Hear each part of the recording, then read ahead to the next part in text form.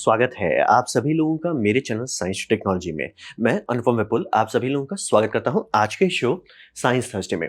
आज हम लोग बात करेंगे बहुत ही इंपॉर्टेंट टॉपिक के बारे में, यानी कि डेटा लॉगर के बारे में। तो आइए इसे समझते हैं।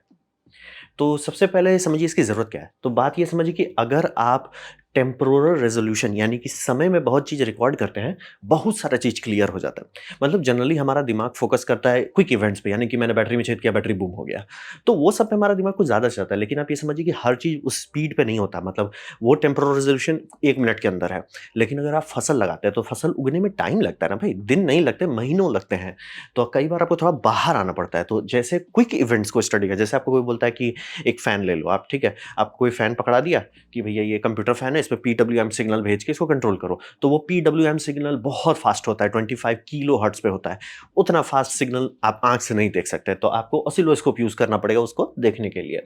तो जैसे ऑसिलोस्कोप समय में अंदर घुस जाता है कि मतलब 1 सेकंड के अंदर हज़ारों बार स्लाइसिंग करता है, उल्टा भी करना पड़ता है। तो आपको स्लो चीज़ देखने के लिए, जैसे कि अगर मैं आपको बोलूँ कि एक समुंदर जैसे सी जिसे हम लोग कहते हैं, महासागर नहीं समुंदर, तो समुंदर सूख जाएगा। ये किसी को नहीं पचता, कोई इंसान नहीं पचा सकता। लेकिन अगर मैं आपको सैटेलाइट से हर साल फ़ोटो खींच के दिखाता रहूँ कि ये मान लीजिए 2004 में इतना था, 2005 में इतना हो गया, 6, 7, 8, 9, 10 ऐसे तुरंत आपके दिमाग में घुस जाएगा। क्यों? क्योंकि आपने डेटा लॉक किया। आपने मतलब यही समझिए कि समय में अगर आप स्लो चलने लगते हैं, बहुत सारा चीज़ क्लियर हो जाता है। और इंसानी दिमाग का एक लिमिट है कि वो स्लो चीज़ पकड़ ही नहीं सकता। तेज़ी से कुछ होता है, जैसे ये हो गया, दिमाग में परमानेंटली बैठ जाएगा। लेकिन आपके दिमाग में नहीं जाएगा कि मैंने गलत तरीके से चार्ज किया था सेल, या सेल में ये फंडामेंटल प्रॉब्लम था जो धीरे-धीरे उसका बैंड बजा देता है, वो आपके दिमाग में जाएगा ही नहीं। आपका जाएगा मैंने छेद किया, बूम हो गया।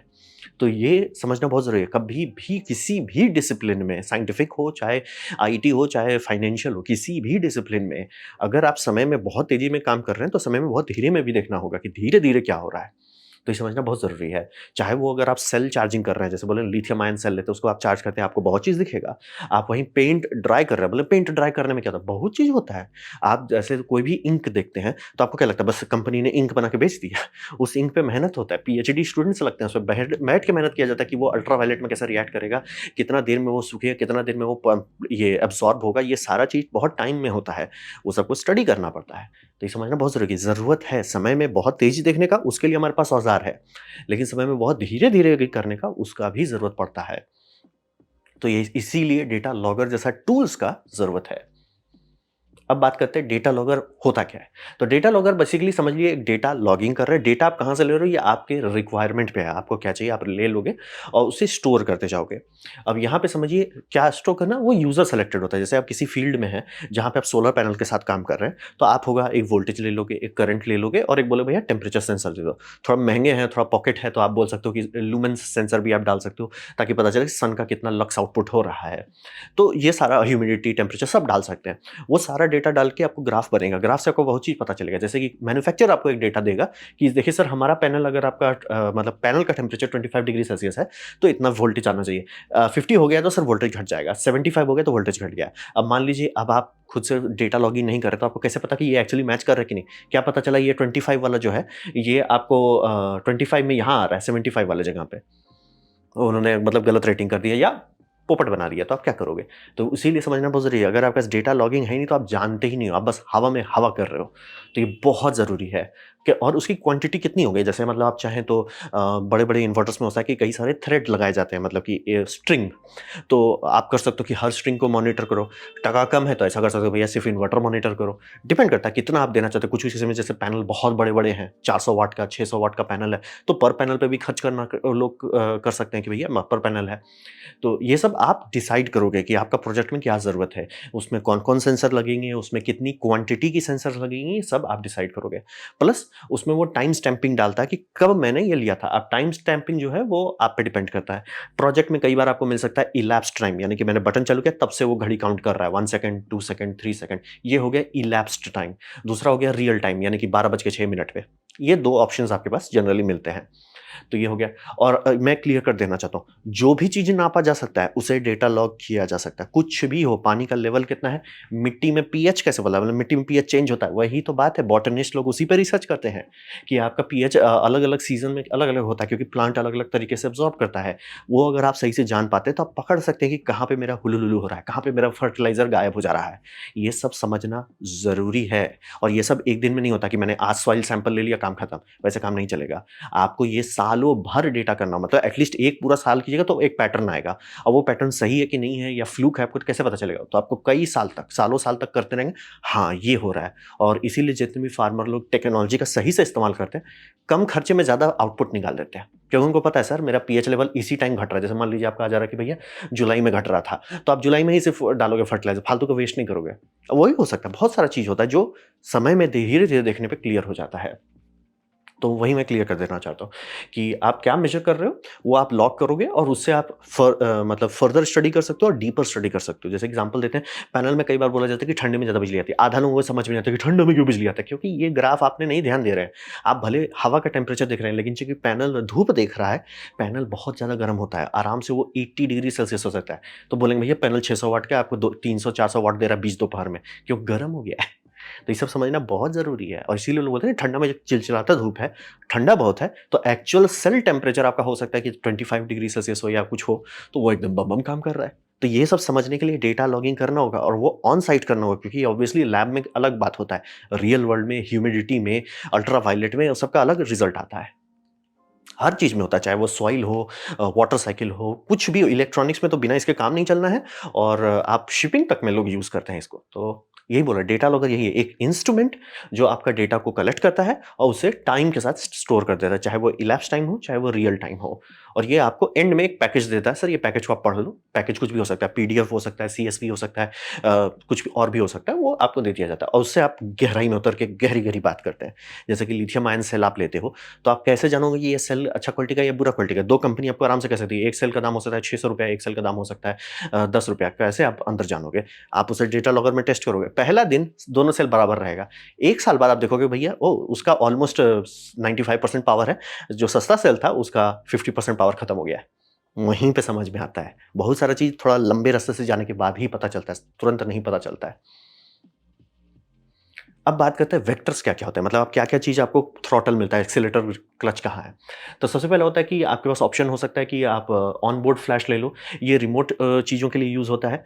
जैसे मान लीजिए आप शिपिंग इंडस्ट्री में जैसे वैक्सीन शिप किया जा रहा है, तो वैक्सीन वाले सिस्टम में जो वैक्सीन का बॉक्स दिया जाएगा, उसको सील करने से पहले उसके अंदर एक डेटा लॉगर डाल दिया जाएगा। वो टेम्परेचर हर 10 मिनट पे एक पिंग मारेगा कि भैया टेम्परेचर कितना है। मैं जहाँ पे हूँ, जैसे वो बॉक्स में रखा गया है, उसका टेम्परेचर मान लीजिए उसका लिमिट है कि भैया 5 डिग्री सेल्सियस से ऊपर नहीं बढ़ना चाहिए। तो वो लॉक कर रहा है हर 10 मिनट पे।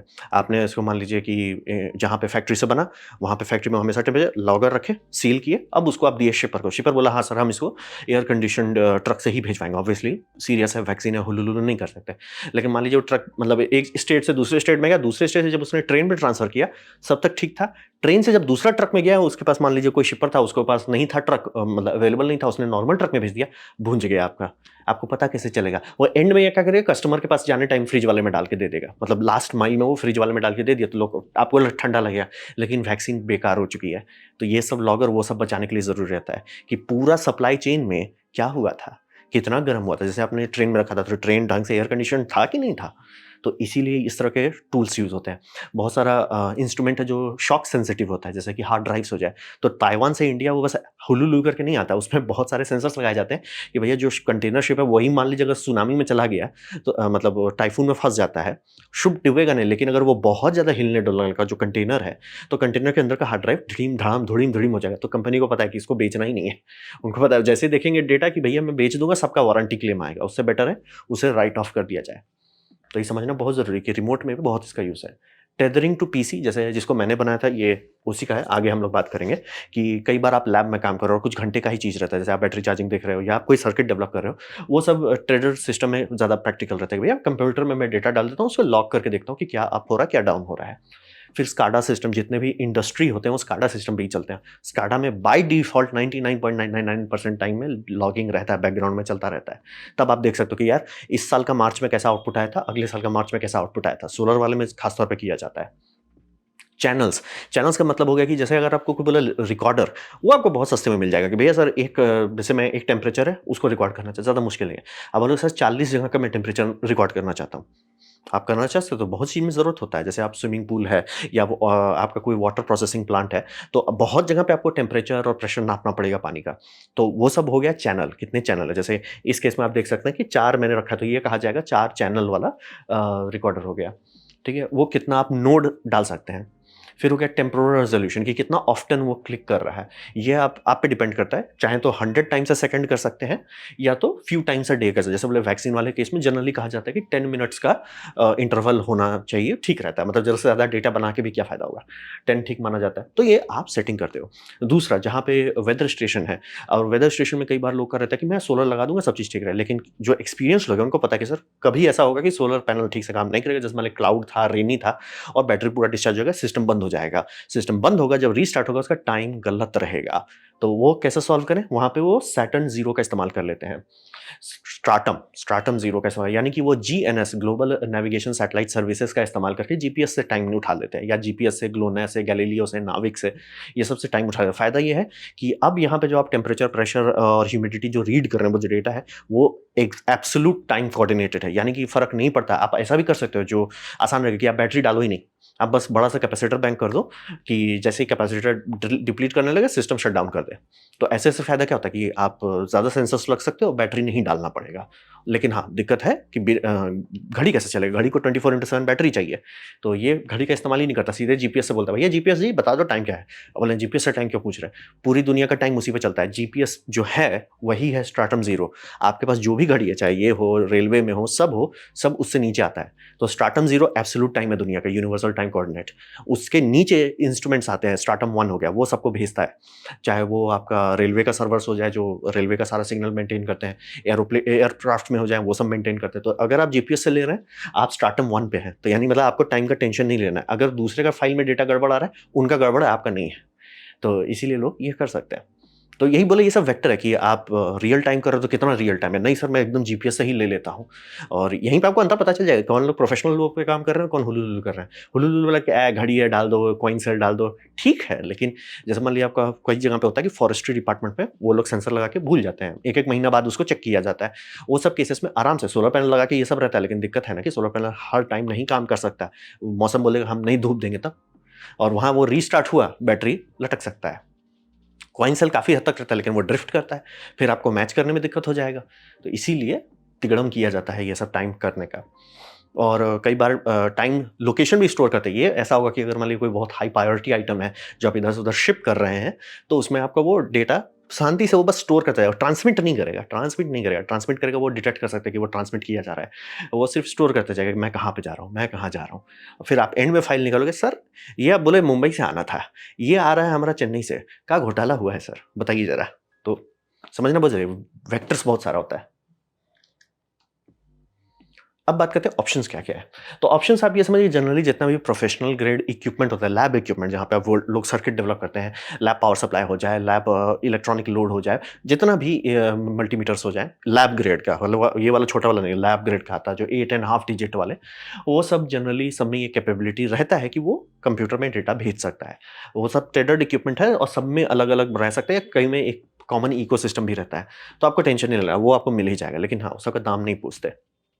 फिर स्काडा सिस्टम में बोलेंगे ये बाय डिफ़ॉल्ट रहता है। जैसे कि बिजली विभाग है, तो उनके पास हमेशा रहेगा, और वो कैसे बता सकते हैं कि मार्च में ज़्यादा बिजली खपत हो रहा है? हर साल वो डेटा ओवरलैप कर रहे हैं, मतलब कि ज़ूम आउट किए, ईयर का डेटा डाल दिया कि मतलब जनवरी टू दिसंबर, ठीक है। अब ये मान लिया 2010, 2011, 2012, तब उनको एक पैटर्न दिखने लगेगा कि अरे! मतलब इंडिया में दबा के बिजली मार्च में खर्च होता है, दबा के बिजली जून में खर्च होता है। ऐसे उनको डेटा दिखेगा। तो ये डेटा से वो प्रिपेयर कर सकते हैं कि अगले साल, ए भैया जनवरी में ज़्यादा जनरेटर को ऑनलाइन रखो। जितना मेंटेनेंस है किसी भी हालत में सबका मेंटेनेंस पहले कब निपटा दो या बाद में निपटाना, इस टाइम में मत बंद करना।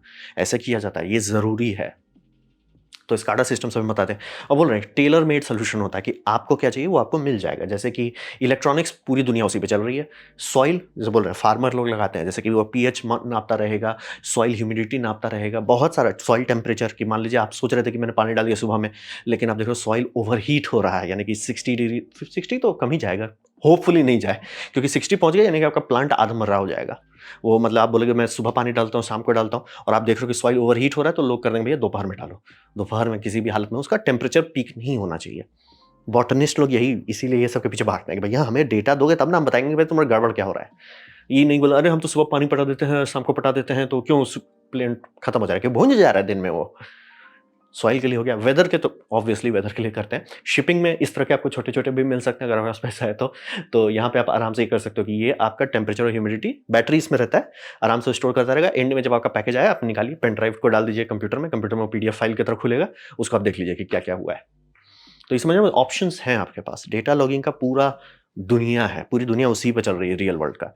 और आपका इलेक्ट्रॉनिक प्रोजेक्ट में खास तौर पे हलवा या सीरियस, इसमें एक सिंपल डिफरेंस होता है। आप ग्राफ दिखा सकते हो, सर एज ग्राफ है, एज ही ऐसे चलता है, ए इसमें ये ऑसिलेशंस, वहां जहां आप दिखाए तुरंत लोग समझ जाएंगे बंदा सीरियस है। आप कोई भी सोलर प्रोजेक्ट बना रहे हो, उसमें आप ग्राफ दिखा के दिखाने लगे, तुरंत इंटरेस्ट जो मतलब इन्वेस्टर्स है बोलेगा महाराज ये तो सीरियस आदमी निकल गया, डेटा दिखा रहा है टाइम के साथ, और उसमें जीपीएस टाइम डाल दीजिए, ओए होए होए, लोग बोलेंगे सर, अच्छा बोलेंगे अरे भैया तुम्हारा ये सोलर इसमें कम दे रहा है, सर ये टाइम पता क्या है, सर ये टाइम है 18:19 पे। तो 18:19 पे क्या होता है, सर देखिए कि वहाँ बारिश होने लगा, बारिश होने से क्या हुआ सर, टेम्परेचर ज़रूरत से ज़्यादा ड्रॉप कर गया। बहुत सारी चीज़ है, क्लियर हो जाता है। इसीलिए बोल रहे हैं कि अंतर है प्रोफेशनल और हुलुलुलु में, तो और हर फील्ड के लिए यूज़ होता है। अब बात करते हैं हमारा टूल के बारे में, यानी कि S2C, नीचे लिंक दिया हुआ है। तो ये समझिए, इस मामले में मैं कह सकता हूँ कि मेरी टीम बहुत बढ़िया थी, बहुत हमारे व्यूअर्स ने बहुत बढ़िया से हेल्प किया। तो जैसे आप देख सकते हैं कि मैंने ग्राफ निकाला, तो ग्राफ मैंने इसका इस्तेमाल किया था। अभी तक 2 ही बैटरी के साथ मैंने टेस्टिंग किया। तो उसमें जैसे अब आप ज़ूम करो, ठीक है, कि मैंने चार्जिंग किया, ज़ूम कर लिया आप उसमें, आपको दिखेगा सर एक जगह ऑसिलेशन हो रहा है, एक में नहीं हो रहा है, ठीक है। मैं और ज़ूम किया, देखिए एक तो पहले से ही हो गया, एक में ऑसिलेशन, जैसे देखिए ये मैंने दोनों सेल का डेटा अलग कर दिया। एक ही यूएसबी से दोनों चार्ज हो रहे थे, एक ही चार्ज कंट्रोलर था, लेकिन आप देख सकते हो उसमें एक में टुक टुक टुक टुक टुक ऑसिलेशन हो रहा है, एंड में एक में नहीं हो रहा है। ये सब पता कैसे चलेगा जब तक आप और ये नहीं कर रहे हो, डेटा ग्राफ नहीं कर रहे हो। इससे मैं ये भी ग्राफ कर सकता हूँ कि सेल की एक्चुअल कैपेसिटी कितनी है। मैं चार्ज डिस्चार्ज करके 2-3 बार अगर चेक करूँगा तो मुझे एक एवरेज मिल जाएगा कि कौन सेल कितने का है, क्योंकि आपको चाइनीज़ मार्केट में बहुत कम दाम पे सेल्स मिलते हैं। ₹50 ₹60 का मिलता है और क्लेम हुलू-हुलू कर देता है कि 6000 मिली एम्प आवर का है। आपको उससे प्रॉब्लम नहीं है, लेकिन आपको एक्चुअली पता होना चाहिए ना कि एक्चुअली है कितना। सर 500 भी है, ठीक है, मेरा टेस्टिंग हो रहा है, काम हो जाएगा, लेकिन मुझे पता तो हो कि 500 ही है। तो वो सब अब मैं इसे आराम से कर सकता हूँ। तो ये कम्युनिटी ने टूल बनाया, तो हमने क्या बनाया, हमने 3 चीज़ का ज़रूरत है आपको। पहला है आपको कंप्यूटर होना चाहिए, और टेडर्ड क्यों मैंने बनाया, क्योंकि वो सबसे मिनिमम वायबल प्रोडक्ट आता है, यानी कि मैं बना सकता हूँ, वो बन जाएगा, कंप्लीट हो जाएगा। उसके बाद ऑब्वियसली एसडी कार्ड क्यों नहीं डाल दिए, जीपीएस मॉड्यूल, मैं सब करूँगा, लेकिन धीरे-धीरे, स्टेप 1 तो पहले होने दीजिए। तो पीसी, ठीक है, आपके पास माइक्रो कंट्रोलर, कौन-सा माइक्रो कंट्रोलर, वो आप पे डिपेंड करता है। मैंने ये आर्डुइनो से स्टार्ट किया था, आप इससे ऊपर भी जा सकते हैं, आप ESP32 पे भी जा सकते हैं, वो आपका चॉइस है। पीसी आप लीजिए, और इसमें विंडोज़ और लिनक्स दोनों यूज़ कर सकते हैं। और आप ये सेंसर्स, वो आपका डिपार्टमेंट है। जैसे मान लीजिए आप कुछ ऐसी जगह पे काम कर रहे हैं जहाँ टेम्परेचर और प्रेशर चाहिए, उसके सेंसर्स खरीद लीजिए। आप कुछ ऐसी जगह यूज़ कर रहे हैं जहाँ पीएच नापना पड़ रहा है, सॉइल वूल में आप काम कर रहे हो, पीएच के सेंसर्स लगा लीजिए। जो आपको लेना है वो आप कीजिए। इसे ही बोल रहे हैं, ये टूल किट मैंने बनाई है, टूल नहीं है, टूल किट है। आप अपने हिसाब से इसे टेलर करोगे, कि जैसे मेरे केस में मैंने 4 ये वाला किया है। आप आराम से, जैसे मेरा ये तो सब सिंगल चैनल है, आप आराम से ऐसा कर सकते हो। सेंसर ही जो 3 वोल्टेज और 3 एम्प्स को एक साथ रीड कर सकता है। फ़ायदा उसका आप बहुत सारा लगा सकते हो। मान लीजिए बहुत बड़ा आपका बैटरी पैक है, 42 वोल्ट्स का है, पैक है, बहुत सारे सेल को नापना है, आप कर सकते हैं। मतलब इस टूल में कोई लिमिट नहीं है, टूल किट में लिमिट नहीं है। आप क्या बनाते हो अपने हिसाब से आप बना लो, और आप ऐसा भी कर सकते हो कि सेल का मैं वोल्टेज एम्प रीड कर रहा हूँ, उसमें टेम्परेचर भी आप ऐड कर लो।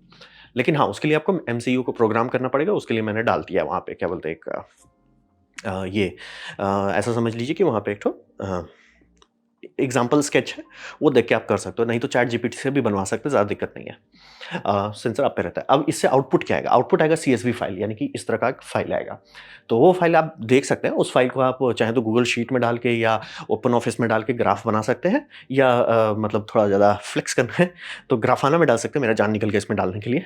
लेकिन हाँ, इससे फ़ायदा हो जाता है कि अब आप ज़ूम इन कर सकते हैं। जैसे ये सब में ग्राफ बन जाता है, दिखता बहुत बढ़िया है, लेकिन आप ज़ूम नहीं कर सकते कहीं। इसमें मैं आराम से ज़ूम कर सकता हूँ, सर यहाँ पे ग्राफ हुआ, इसीलिए मतलब ग्राफाना में डालने का बेटा। इस पे भी काम कर रहे हैं, मतलब CSV टू ग्राफ पे भी काम किया जा रहा है। तो वही देखिए, और पूरी तरह से फ्री है, पूरी तरह से ओपन सोर्स है, आप आराम से ले सकते हैं, यूज़ कर सकते हैं। और मैं क्लियर कर देना चाहता हूँ, आप कोई भी इलेक्ट्रॉनिक्स वाले प्रोजेक्ट में कर रहे हैं काम, अपने लिए भी और आपका मतलब टोटल प्रोफिशिएंसी के लिए भी ज़रूरी है इस तरह का ग्राफ निकालना। मैं आराम से अब किसी को बोल सकता हूँ, देखो भैया ये वाला तो तुम्हारा चार्जिंग सर्किट नहीं हो रहा है, कैसे बोले नहीं सर मेरे में ऑसिलेट नहीं होता। चेक किया है? चेक किया है, मतलब तुमने ज़ीरो डिप्लीटेड से फुल चार्ज तक तुमने चेक किया है? आधा लोग नहीं चेक करते, उनको पता ही नहीं कि मेरा ऑसिलेशन हो रहा है कि नहीं हो रहा है। कई बार आप लोग देखेंगे कि सेम सर्किटरी में आपका होगा सर चार्ज हुआ, फिर बंद हो गया, फिर चार्ज हुआ, फिर बंद हो गया, फिर बंद। अब वो कित होगा, हर में होगा, क्योंकि सेल का वोल्टेज ड्रॉप कर रहा है, लेकिन कितना गैप है? आप गेस करो या टेस्ट करके बता लो। तो ये हमारा टूल है, ये आपको विंडोज़ में ऐप मिल जाएगा serial to CSV. Com port आप अपना सेलेक्ट करिए, बॉड रेट सेलेक्ट करिए जो आपने डाला था स्केच में। नाम डेट एंड नेम डाला हुआ है, सफिक्स डालिएगा तो भी ठीक है, नहीं डालिएगा तो डेट एंड नेम है, आपका कभी भूलिएगा नहीं। स्टार्ट मॉनिटरिंग कीजिए, चिल मारिए। सेटिंग्स है, फाइल उस कहाँ रखते हैं, हेल्प फाइल मैंने एक इमेज फाइल बना दिया है। तो ये बहुत फ़ायदेमंद साबित होगा। जितने भी लोग इलेक्ट्रॉनिक्स पे कर रहे हैं या किसी भी और चीज़ में भी आपको फ़ायदेमंद साबित हो सकता है। ये ट्रेडर है, ये इसका लिमिट है, लेकिन उसको अभी जब थोड़ा-सा पैसा और आने लगेगा तो मैं इसको आगे बढ़ा दूँगा। लेकिन मेरी टीम ने बहुत भयानक काम किया, बेमिसाल काम किया। तो ये था मेरा प्रेज़ेंटेशन डेटा लॉकर के बारे में। उम्मीद करता हूँ आपको अच्छा लगा, कुछ सीखने मिला, कुछ समझ में आया हो। अगर ऐसा है, लाइक कर दें, दोस्तों से शेयर कर दें, उससे मेरा काफ़ी भला होगा। नहीं अच्छा लगा, नहीं पसंद आया, कोई बात नहीं, आप डिसलाइक दबा सकते हैं। मैं कहूँगा डिसलाइक 2 बार दबाएँ, उससे मुझे पता चलेगा कितना नापसंद हुआ है। मैं आपसे कहूँगा कमेंट लिखें, मैं हर कमेंट को पढ़ने की कोशिश करता हूँ। आपसे कहूँगा सब्सक्राइब कीजिए, बेल दबाइए अगर आप फ्री हैं तो। आपने मेरा वीडियो देखा, जान के मुझे बहुत खुशी हुई। धन्यवाद।